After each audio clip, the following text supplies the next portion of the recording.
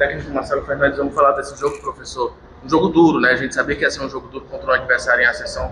Fala da análise do senhor e como é que você vê esse início de Série C do Guarani.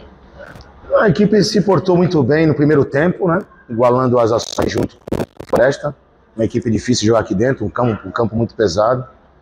E não tem como deixar de falar também do que houve, né, no primeiro tempo, né? Perdi um jogador no intervalo do jogo, que está no hospital agora, uma cotovelada desleal, foi a 4ª cotovelada do jogo, e o juiz não tirou o jogador. Eu tenho outro jogador no vestiário também sangrando, que é o Couto. Então, assim, não é desculpa, não é nada, mas isso influencia no jogo, sim.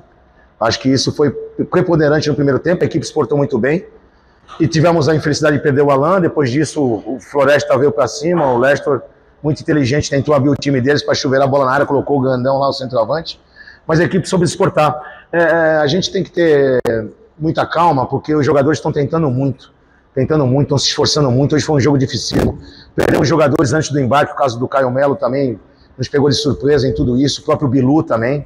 Então são jogadores que, junto com esses que aqui estão, ajudam muito o elenco, mas acho que esse ponto, por a circunstância do jogo, foi importante para lá no final dar tudo certo. E é importante falar também dessa sequência negativa que vocês tiveram nos últimos jogos, né? Hoje saíram com empate, poderia ter sido uma vitória. O quanto essa gordurinha feita ainda no início dessa fase inicial da Série C faz a diferença, o Marcelo? Não, ela faz a diferença, né?